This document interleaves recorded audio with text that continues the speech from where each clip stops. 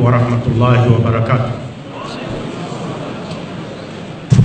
الحمد لله على نعمة الإسلام والصلاة والسلام على محمد الذي جاء على فترة من الرسل لئلا يكون للناس على الله حجة بعده وعلى آله وأصحابه وعلى جميع الأنبياء والمرسلين وبعد.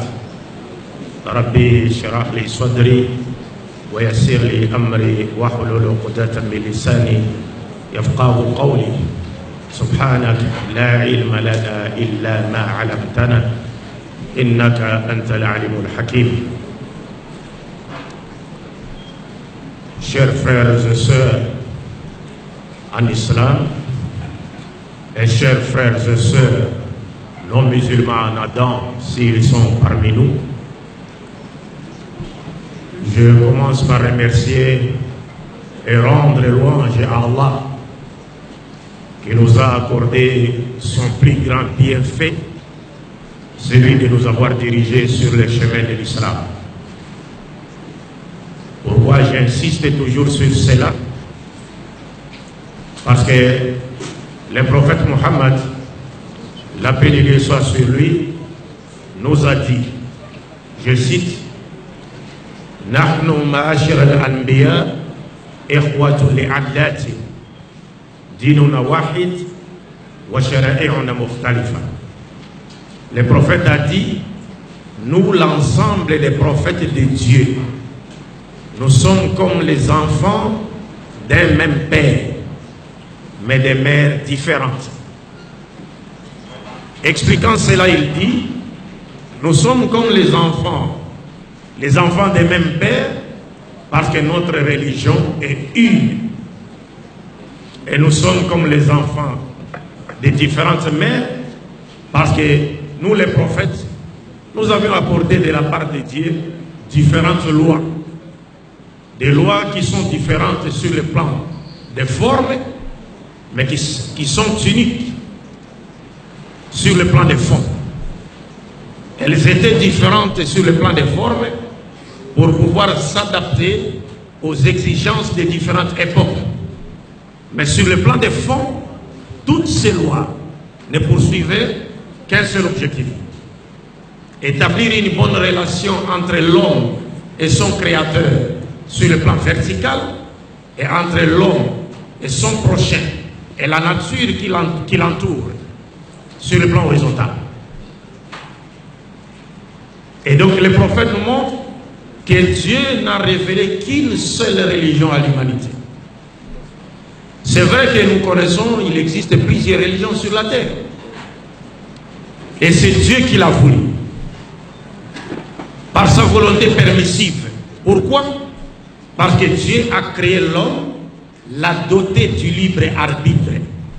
C'est-à-dire l'homme a le pouvoir de choisir entre faire le bien ou faire le mal.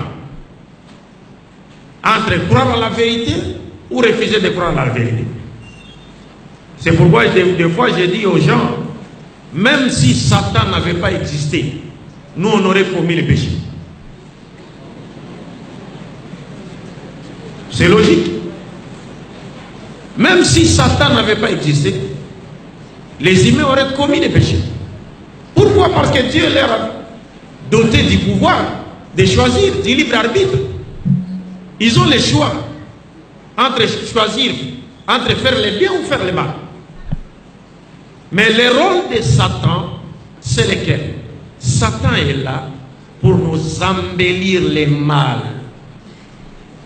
Pour nous embellir quoi? Le mal. La femme d'autrui passe. On te dit bien que c'est la femme d'autrui, mais tu ne veux pas laisser. Alors Satan est là, il dit non, allez-y. Va, tu vas la voir. Il est là pour embellir le mal. C'est pourquoi au dernier jour, il dira même, est-ce que vous m'avez vu là? Je vous ai poussé dans le péché. Il va chercher à nier. Alors qu'il était là pour nous embellir le mal. Et donc nous donner le grand désir de faire quoi? De faire le mal et de tomber dans le péché pour qu'il ne se retrouve pas seul dans l'enfer.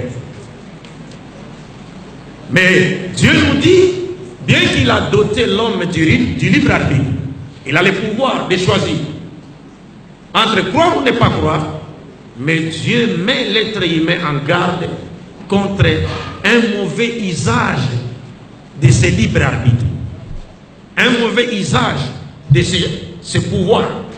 Dieu lui dit, choisis les biens pour ton bien.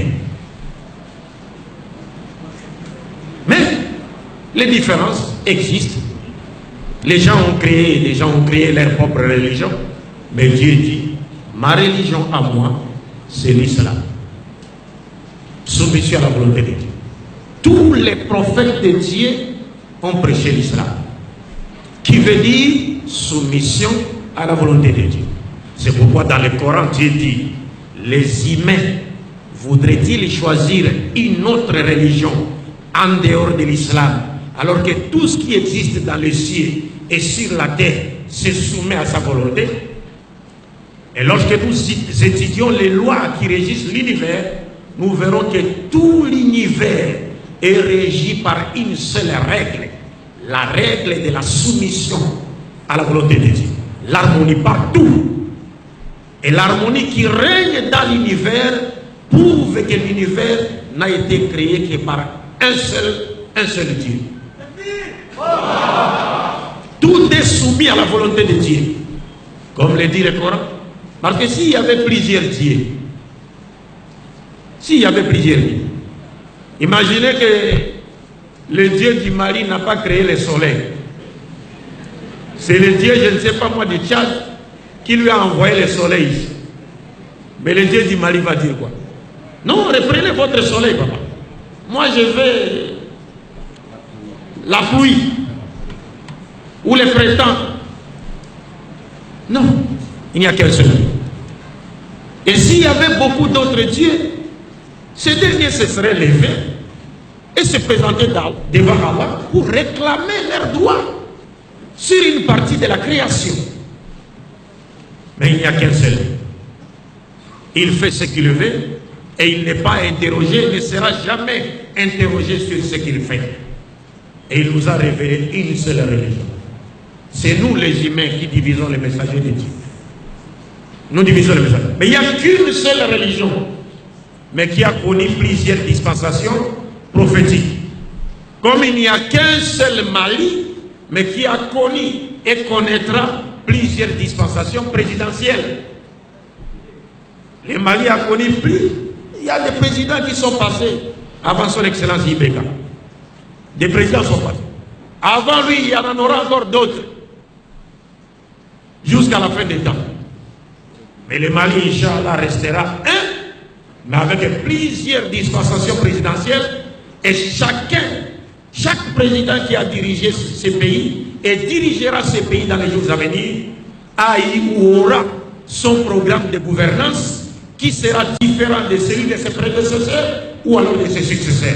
Mais tous ces programmes de gouvernance ne poursuivront qu'un seul objectif, assurer le développement du Mali et le bien-être des Maliens. Ça, c'est sur le plan horizontal. De même, sur le plan spirituel, il n'y a qu'une seule religion avec plusieurs dispensations prophétiques. Pour la simple et bonne raison, Dieu est un. La vérité salvatrice est une. Le but de la création des êtres humains est un. Le but de l'envoi des prophètes est un. Le message fondamental prêché par tous les prophètes est un. Leur religion est également une. Donc si l'on peut parler en termes de variété, il n'y a que deux religions au monde. Celle de Dieu, qui invite l'humanité à se soumettre à sa volonté, et celle de Satan, le diable, qui détourne l'humanité des vouloirs divins. Il n'y a pas une troisième. Bref, nous sommes rattrapés par les temps. Et par rapport à certaines, je ne suis là que comme un simple figurant. Parce que vous connaissez ma nourriture. Ça, ce n'est pas mon auditoire, ça. Je peux bien m'adresser à vous, mais ce n'est pas mon auditoire. Vous connaissez mon auditoire et je ne vais pas vous les rappeler. Mon auditoire n'est même pas celui des musulmans dans les mosquées. Non, non. C'est dehors. Et je ne voudrais pas être un généraliste, c'est-à-dire celui qui touche à tout. Non, il faut toujours être un spécialiste. On a un domaine qui est connu. Et comme Dieu l'a dit dans le Coran, au-dessus de tout connaisseur, il y a un autre connaisseur. Et chacun de nous a une particularité, un don que Dieu lui a donné. Et si vous n'avez pas ce don, on vous donne un don dans tel domaine, et que vous n'avez pas, vous ignorez ce domaine, ne souffrez d'aucune honte, d'aucun complexe, si vous ignorez quoi que ce soit dans le domaine de l'autre, pour aller humblement vous renseigner auprès de lui, avant de vous prononcer sur un sujet de ce domaine. C'est comme ça. Mais du moins, par la grâce de Dieu, je vais essayer de me résumer à l'extrême, mais moi personnellement, je voudrais mettre un accent particulier sur un seul point que j'ai remarqué ici au Mali et qui m'a fait très mal. Par rapport au chômage, l'immigration et quoi encore? Terrorisme, les chefs s'est étendu déjà là. Il y a d'autres matières qui viendront après. Mais nous allons essayer de traiter tous ces sujets. Parce que nous savons aussi qu'il y a beaucoup de sortes de chômage, comme le chef l'a dit, sur le plan islamique. Et lorsque nous regardons aussi dans nos sociétés, c'est-à-dire le manque de compétences peut constituer aussi une cause de quoi? Du chômage aussi. Est-ce que vous comprenez? Et puis il y a aussi l'immigration, comme le chef l'a dit. La terre appartient à Allah. On peut immigrer pour aller n'importe où. Aujourd'hui, par exemple, il y a la diaspora malienne qui assiste, qui apporte sa contribution pour le développement du Mali. Beaucoup de diasporas font ça. C'est une très bonne chose, parce que la terre appartient à Allah. Mais il y a encore une autre immigration qui est forcée et dont la cause n'a rien à voir avec Dieu. Mais la cause a plutôt à voir avec quoi? La mauvaise gouvernance. Et ça existe dans tous les pays d'Afrique. De sorte qu'aujourd'hui, des fois, moi j'ai dit à mes frères au Congo, Wallahi, les blancs qu'on a accusés hier d'avoir pratiqué l'esclavagisme ou l'esclavage en Afrique, Wallahi, si aujourd'hui ces blancs-là nous envoyaient 100 bateaux qui accostaient, parce que vous êtes enclavés, mais vous avez des ports à Abidjan, Sénégal, partout là, on nous envoie seulement 100 bateaux ou 1000 bateaux en Afrique. Et les blancs nous disent, nous cherchons des esclaves pour aller en Europe. Wallahi, tous ces bateaux vont connaître les naufrages sur place dans les ports.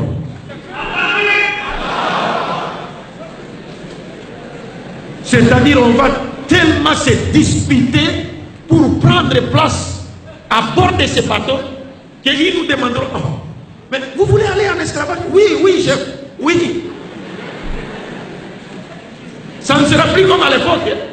On vous attrape, on vous ligote, on vous frappe aujourd'hui là. Ça, il faut qu'on se dise la vérité, mes chers frères. Il faut qu'on se le dise.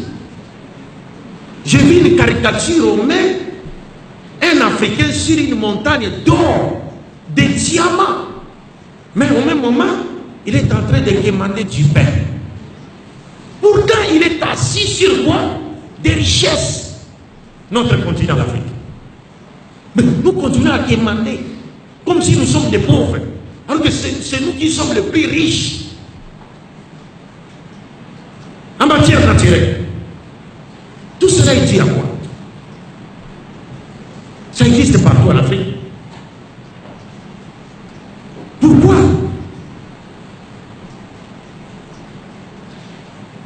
Parce qu'aujourd'hui, vous pouvez voir même chez moi au Congo, là, un ministre peut prendre ses fonctions aujourd'hui. 3 mois ou 6 mois après, il s'achète une maison de 700 000 $. 3 mois ou 6 mois après, il s'achète une maison de 700 000 $. Comment est-ce que nous faisons? Qu'est-ce qu'on fait? Alors, quand je regarde l'ancien premier ministre d'Israël, je pense que Ehud Olmert, il a été jeté en prison pour 120 000 euros. 120 000 euros. Mais chez nous, c'est pas comme ça. Et nous disons toujours que les Blancs ne nous aiment pas. Oui, ils envient nos richesses. C'est une évidence. Mais moi, je pense que les ennemis, le véritable ennemi d'abord du peuple africain, d'une manière générale, ce sont ceux-là qui nous gouvernent et qui prennent de l'argent dans les trésors publics pour leur propre bien ou besoin. C'est eux le véritable ennemi de l'Afrique. Ça, c'est une vérité. Alors, des fois, quand je reste comme ça, il m'arrive parfois de pleurer. Il m'arrive parfois de pleurer quand je pense plutôt aux nationalistes et aux patriotes de notre continent. Il m'arrive parfois de pleurer. Mais c'est la vérité. C'est la vérité. Et peut-être nous allons essayer de développer tous ces points lors de la phase question-réponse. Et personne ne peut se sentir gêné lorsque je dis ces choses. Non, pourquoi? C'est comme au Nigeria à l'époque. À l'époque, dans une région du Nigeria, les musulmans ont dit on va appliquer la charia pour essayer d'assainir les mentalités et promouvoir les vraies valeurs spirituelles et morales de l'humanité enseignées par l'islam. Il y a des gens qui ont fui ces régions en sortant de on leur demande, j'ai suivi ça à la télévision, mais pourquoi vous fuyez? Il dit non, les musulmans appliquent leurs lois. Mais vous fuyez pourquoi? Parce qu'on a dit seulement celui qu'on trouve avec la femme d'autrui, on le dit. Si vous volez, on vous coupe la main. Vous fuyez quoi si vous n'avez pas l'intention de faire l'amour à la femme d'autrui? Vous fuyez quoi si vous n'avez pas l'intention de voler? Parce que l'application de la loi concernant les criminels ou les malfaiteurs ne concerne pas les gens qui sont justes. Bon, si vous êtes juste, vous fuyez pourquoi? Si vous comprenez. Alors, moi j'aimerais mettre un accent particulier sur un point très important, mes chers frères et sœurs. C'est sur la jeunesse. La dernière fois, j'ai eu à évoquer ce sujet. Notre cher Saleh Okar, il nous a montré comment l'islam accorde une valeur plus que capitale à la jeunesse. Pourquoi? Simplement parce que l'avenir de la jeunesse et l'avenir de l'islam, c'est-à-dire leur sort est lié, quoi. C'est un rapport d'interdépendance. L'islam dépend de la jeunesse et la jeunesse dépend de l'islam. Et le cheikh l'a dit, tout pays, l'avenir de tout pays, l'avenir de toute idéologie dépend de la jeunesse. Si la jeunesse ne prend pas la relève, c'est fini. Le pays va s'ouvrir et disparaître. Si la jeunesse n'épouse pas une quelconque idéologie, mais c'est fini, elle va disparaître. Alors c'est un rapport d'interdépendance entre l'islam et la jeunesse. L'islam est là pour préserver, protéger la jeunesse de l'égarement, n'est-ce pas? En lui inculquant le vrai valeur spirituelle et morale que Dieu attendait d'elle sur le plan vertical et horizontal. Et la jeunesse est là pour faire quoi? Pour transmettre par la grâce de Dieu, n'est-ce pas, le valeur positive et morale de l'humanité et de l'islam donc aux générations futures. Et le cheikh a donné l'exemple d'un jeune dans l'histoire de l'islam, Oussama ibn Zayd, radiallahu anhu. Il nous a montré qu'à ces jeunes, qui représentent la jeunesse à l'époque du prophète, ces jeunes qui étaient âgés seulement de 17 ou 18 ans, les prophètes lui avaient confié le commandement de l'armée musulmane, alors qu'il y avait des grands sahaba. Il y avait Abu Bakr, il y avait Omar, il y avait d'autres. Mais le prophète a confié le commandement de l'armée à un jeune de 17 ou 18 ans. Pourquoi? Regardez, le commandement de l'armée, c'est pour défendre les intérêts de la communauté, les intérêts des musulmans, dans une lutte armée. Contre qui? Contre les ennemis de l'islam. contre les attaques des ennemis de l'islam, lesquelles attaques étaient des attaques extérieures, régulières et continues, parce qu'on cherchait toujours à détruire l'islam, comme il est encore le cas aujourd'hui. Alors le prophète a choisi Oussama. Mais pourquoi Oussama? Oussama ibn Zayd radiallahu anhu n'était pas n'importe quel jeune pour qu'il soit choisi par le prophète. Il a réuni des critères sur le plan vertical et sur le plan horizontal. Sur le plan vertical, il a été spirituellement et moralement formé par le prophète lui-même. Il adorait son Seigneur. Maîtriser et pratiquer était une expression pratique des valeurs morales de l'islam. Et c'était très important. Et sur le plan horizontal, sur le plan de la lutte armée, il a reçu aussi une formation du prophète Mohammed, la paix de l'essentiel. Comment aller au combat? Parce qu'on ne peut pas aller par exemple au combat comme ça se passe aujourd'hui. En islam, la lutte armée, lorsqu'on s'engage dans la lutte armée, il y a des règles qui régissent la lutte armée en islam. On ne peut pas par exemple attaquer des gens qui ne nous ont pas attaqués. C'est interdit.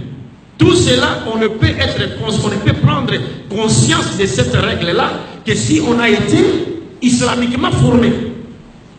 Parce qu'aujourd'hui, nous voyons avec les guerres actuelles dans le monde, on tue des innocents, on fait n'importe comment, on peut lancer une bombe quelque part, même des gens qui étaient en train de célébrer un mariage, on le tue et puis on annonce, on dit c'était une erreur.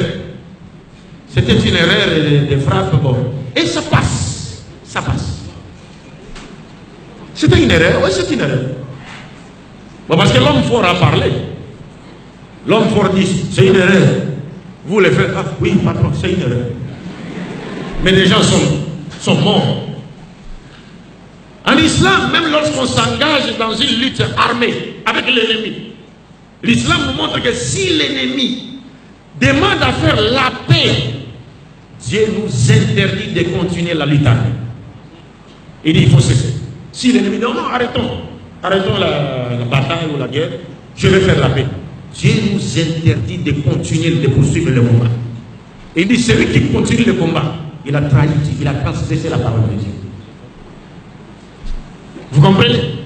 Et quand on s'engage dans une lutte armée en islam, on ne peut pas tuer les femmes, on ne peut pas tuer les enfants, on ne peut pas couper un arbre sans raison, on ne peut même pas tuer des bêtes. Et on ne peut pas tuer une personne qui n'a pas porté une arme pour nous attaquer. Non, c'est interdit à ça. Oussama a été spirituellement formé et sur le plan horizontal, il a reçu une formation du prophète dans l'art de la lutte armée. Il est parti et les musulmans ont eu le dessus sur leurs ennemis. Mais regardez ici, Oussama avait deux sciences. Les sciences spirituelles et les sciences mondaines de la guerre. Dis-moi dans ce domaine, les domaines militaires. C'est pour vous dire que la jeunesse d'aujourd'hui également ne s'en sortira jamais que lorsqu'elle prendra conscience de la nécessité de détenir ces deux sciences. Sinon, elle ira vers sa perte. Je pense que même certains d'entre nous, après avoir acquis la science, certains même sont allés jusqu'à penser qu'ils sont devenus autosuffisants. Ils peuvent s'en passer de Dieu. Vous savez bien, non? Ah, Dieu, c'est quoi Dieu? C'est quoi? Alors il ne peut même pas s'empêcher de mourir et il ne sait même pas pourquoi il doit mourir. Je ne sais pas. Il peut même être surpris de voir qu'à côté de lui un petit enfant meurt, mais lui il est encore vivant. Un autre âgé plus que lui meurt aussi. Mais aujourd'hui, mes chers frères et sœurs, je m'adresse surtout à la jeunesse musulmane. Nous vivons ce qu'on appelle, les scientifiques appellent the age of reason, l'âge de la raison, l'âge des positivistes. L'islam a tout. Le problème, c'est que l'islam n'a pas encore des ouvriers digne de ce nom devant lui permettre de transmettre son message, surtout dans nos pays. Donc il y a aujourd'hui une nécessité pour nous les jeunes. Nous ne pouvons pas nous en sortir si nous n'avons pas ces sciences. Si on s'accroche seulement aux sciences mondaines, ça c'est bien. Même à l'époque du prophète, le chef Elena m'a rappelé cela. À l'époque du prophète, le prophète a trouvé quelqu'un en train de planter des dattes. Il lui dit, mais faites plutôt comme ceci. Lui dit au prophète, non, nous faisons plutôt comme ceci pour que l'arbre, les dattiers produit bien de dattes. Et au final, le prophète lui a dit, Antum a'lam bi shu'uni dunyakum. Vous êtes des connaisseurs dans les choses de votre monde. Donc le prophète n'est pas là pour nous enseigner comment on doit planter le maïs. Il n'est pas là pour nous enseigner on doit étudier les corps de l'être humain avec détail. Non, le Coran a donné seulement des grandes lignes, principes. Nous devons développer cela parce que Dieu nous a donné l'intelligence. Mais tout en sachant que tout ce que nous serions en train de faire doit être fait dans les limites fixées par Dieu. Parce que notre intelligence et nous-mêmes, nous appartenons à Dieu. Et ce que nous avons acquis comme science, c'est Dieu qui l'a voulu. Parce qu'il dit dans le Coran, il enseigne à l'homme ce qu'il ne savait pas. Mais il demande à l'homme, à travers cette science, qu'il puisse rester dans les limites qui lui ont été fixées par qui? Par Dieu. C'est-à-dire qu'on n'aille pas jusqu'à fabriquer des choses qui vont nous détruire nous-mêmes.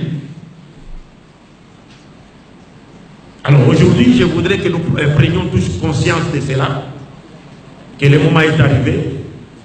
Le Mali, c'est un pays en majorité musulmane. Nos chouyours, ceux qui nous ont appris l'islam chez nous, ce sont des Maliens. La majorité des mosquées qui existent dans les deux Congos ont été construites par des Maliens. Vos parents, vos papas. Et quand nous venons au Mali comme ça, c'est juste pour nous montrer à nos maîtres que la semence que vous avez plantée là-bas a porté des fruits. Est-ce que vous comprenez? Mais nous avons remarqué une chose, c'est que les intellectuels maliens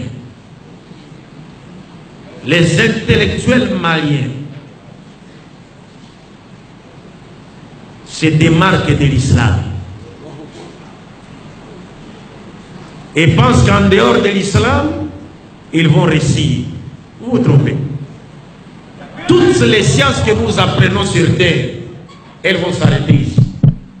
Seules les sciences islamiques nous accompagneront jusque devant le tribunal du Dieu grand vivant. Toutes les sciences vont s'arrêter ici. Les honneurs que nous recevons des autres par rapport à ces sciences vont s'arrêter ici. Il n'y a qu'une seule science qui va nous accompagner jusque devant Dieu. C'est la science de Dieu, la parole de Dieu, qui n'est pas en contradiction avec les sciences que nous étudions. Parce que la parole de Dieu, c'est la volonté de Dieu. Les sciences, c'est quoi? C'est l'acte de Dieu. Il ne peut pas y avoir de contradiction entre la parole et l'acte de Dieu. Parce que les deux ont un seul dénominateur commun, Dieu. Lorsqu'une science contredit la parole de Dieu, ça dit que cette science n'est pas exacte. Il faut attendre le moment venu, on va encore découvrir d'autres choses. Parce qu'on a dit que les premiers hommes ont été découverts en Égypte, tantôt c'est au Tchad, Toumaï, c'est Sénégal. Oh non, demain ça sera les Malis. Si vous comprenez. Vous comprenez? Donc ils font des déductions comme ça, alors que Dieu ne leur avait dit nulle part que j'ai créé l'homme en telle année ou tel siècle. Donc c'est comme un enfant qui se prononce sur son âge, alors que cela ne lui a pas été révélé par ses parents. Vous comprenez? Alors mes chers frères et sœurs, nous devons prendre conscience de cela. Je vois certaines de nos sœurs qui portent le voile, alhamdoulilah, et il faut les encourager et encourager que des sœurs puissent continuer à faire des études modernes ou mondaines, parce que l'islam, la communauté musulmane, c'est comme un oiseau qui doit voler avec ses deux ailes.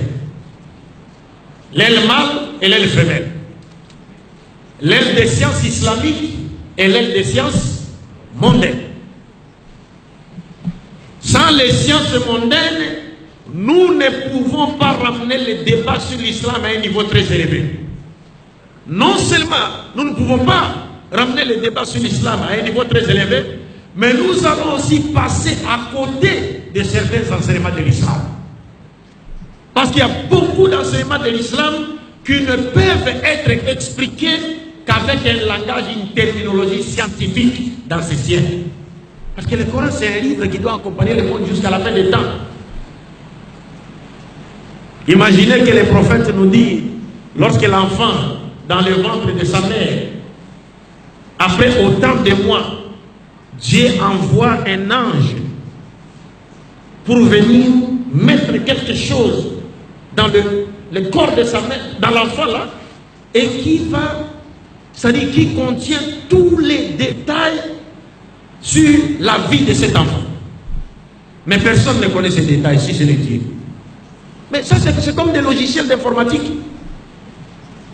N'est-ce pas? Un logiciel informatique qui contient tout. Vous pouvez acheter un antivirus. On vous dit même, quand l'ange vient déposer ça, même la durée de sa vie est incluse là-bas. Lorsqu'elle atteint son terme, l'homme meurt.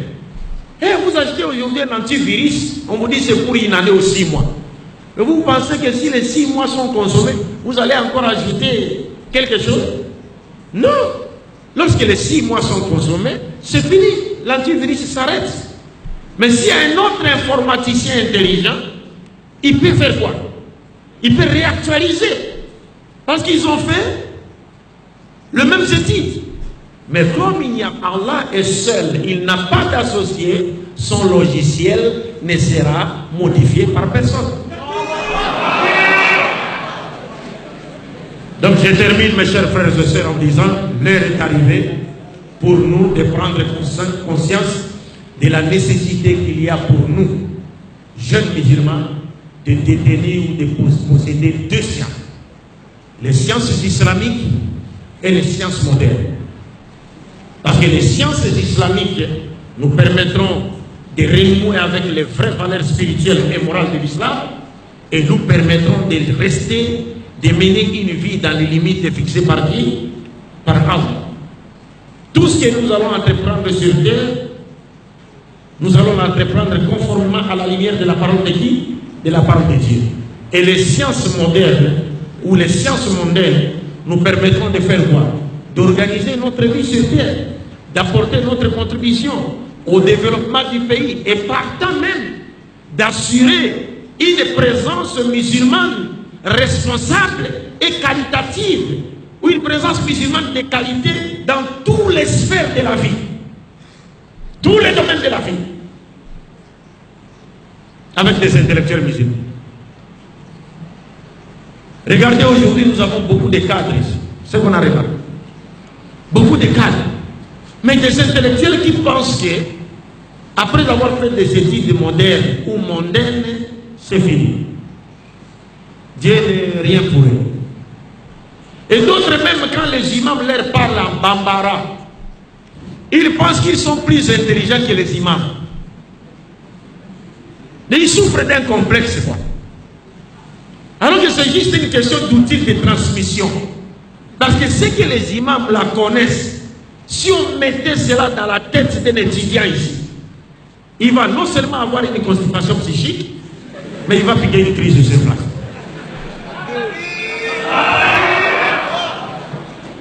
Mais ce qui pose problème, c'est quoi? C'est l'outil de quoi? L'outil de transmission. Maintenant, il est temps que la jeunesse puisse prendre conscience de cela. Vous vous intéressez aux études modernes, mais faites aussi des études islamiques, et c'est avec vous que nous allons promouvoir une nouvelle génération, n'est-ce pas, des imams musulmans, des leaders musulmans, des cadres intellectuels musulmans, devant permettre à la société, n'est-ce pas, de retrouver son honneur, sa dignité, son prestige sur base des enseignements islamiques qui vont donc éliminer, n'est-ce pas, les enseignements, les sciences modernes que nous aurons apprises dans les universités. Je ne voudrais pas abuser de votre temps. Je m'arrête là. Nous allons passer à la phase questions-réponses, Inch'Allah. J'ai dit, je vous remercie. Assalamu alaikum wa rahmatullahi wa barakatuh.